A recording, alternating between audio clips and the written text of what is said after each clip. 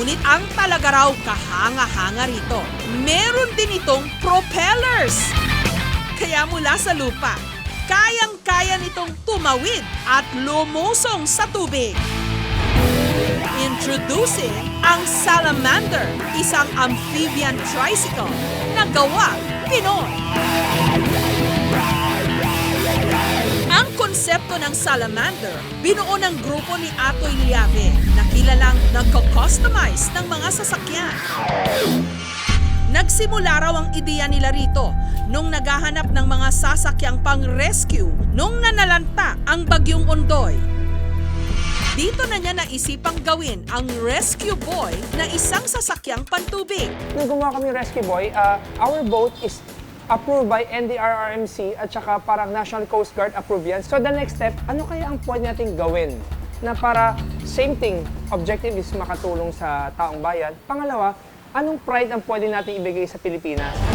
Taong 2013 naman, may humamon sa kanilang gumawa ng electric tricycle na maaari ring gamitin sa tubig. Dito na nila unti-unting binuo ang konsepto ng Salamander. Sa kasalukuyan, prototype pa lang ang meron nito na kapwa gawa sa fiberglass. Ang itsura nito, pinaghalong forma ng kotse at ilalim ng bangka. May dalawang uri rin ito, isang full electric engine o de kuryente at isang de gasolina. Yung unang version natin, which is yung electric natin, sa land, kaya niyang tumakbo ng 50 km an hour yung speed. On water, it should run at about 4 knots or 4 nautical miles. Itong internal combustion engine naman natin, kaya niyang tumakbo ng 80 km on land, and on water, it should run about 6 to 7 knots or nautical miles. Ito po yung ating amphibian. Ito po ang control niya, parang sa motor lang din, handlebars.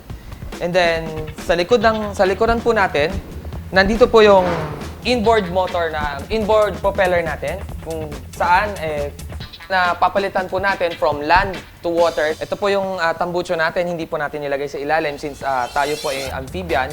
Para hindi po pasukin ng tubig yung ating engine, nilagay po natin sa ibabang tambucho.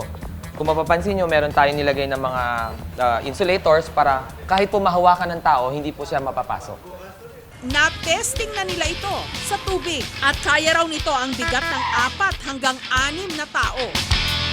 The size of this one, kung mapapansin nyo, maliit na malaki na alanganin siya, pero the whole footprint niya is pasok sa mga espinita.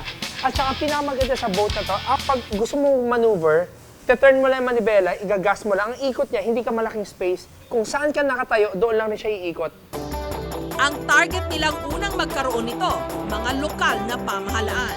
Our target, very clear, is the LGU kasi gusto namin i-serve muna para sa LGU. Just in case na magkaroon ng baha, immediately makakatulong na kaagad sa tao. Ang privateer kasi, pag binili yan, tataguin, iingatan, hindi magagamit yung purpose nun. The reason why we build it is to serve the Filipino people talaga. Plano rin nila Atoy na i-mass produce ito, pero mahigit 1 taon pa raw ang gugugulin. At sa kanilang tansya, maibibenta nila ito mula 200,000 pesos kada unit. Parang lagi sinasabi ng mga tao na hindi kaya. O kaya paggawang Pinoy, hindi okay. O kaya naman, mas magaling ang iba sa atin. Hindi yan kaya ng mga Pilipino. Meron tayong party crab mentality na gusto kong tanggalin. So, ginawa namin ito ang objective namin, ipakita sa buong Pilipinas or sa buong mundo na kaya ng Pilipinong gumawa ng isang product na nauna talaga tayo. At the same time, makakatulong sa taong bayan. Heto pa ang isang sasakyan na tsak aagaw ng atensyon sa kalsada. Ang kotseng gawa sa kawayan. Ang Bangkarwayan Verde. Ang utak sa imbensyong ito, ang history professor na si Benjamin Mangubat ng University of the Philippines, Manila. Kawayan, light eh. It is very light. Yun ang aking principal. It's madali, mura, common sa Pilipinas. So sabi ko, kawayan is the best. Eto, matigas to, I can bring this highway, hindi lilipad yan. Kasi pagkalagay niyan, talagang binigkis ng wire.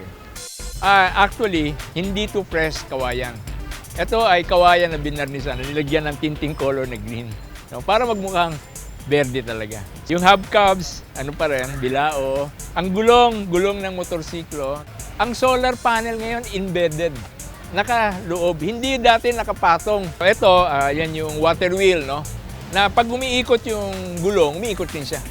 Ngayon, walang tubig, umiikot pa rin. Pero pag may tubig na yan, siyempre, iikot siya ngayon, tataas siya. Sa ilalim nito may floaters, so para pampalutang. Ito ay pagbalakas ang hangin, umiikot. Wind power, nagcha-charge siya ng 400 to 600 watts. Maaari rin daw itong gamitin sa tubig, ngunit sa kasalukuyan, inaayos pa uli ito. Siguro within the year, mga summer, mga March siguro, April.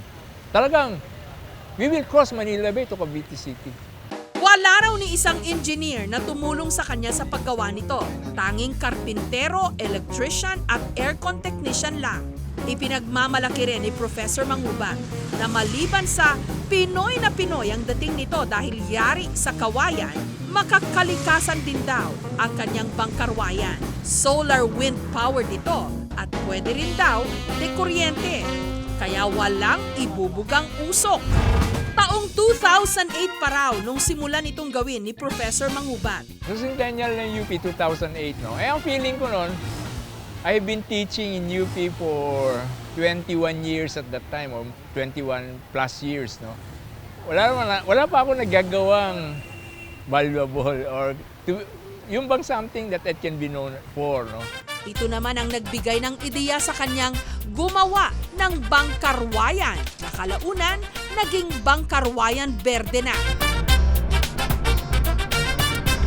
At dahil pa utay-utay ang pagbuo nito, ang dapat sana'y 2 taon na proseso, umabot ng 6 na taon. Ang gastos niya, umabot ng 1 million pesos. Bragging rights, that's all.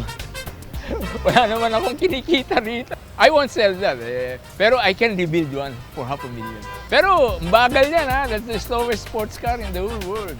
Ito, 20 kilometers fully charged. Kasi puro bakal, ang bibigat ng battery.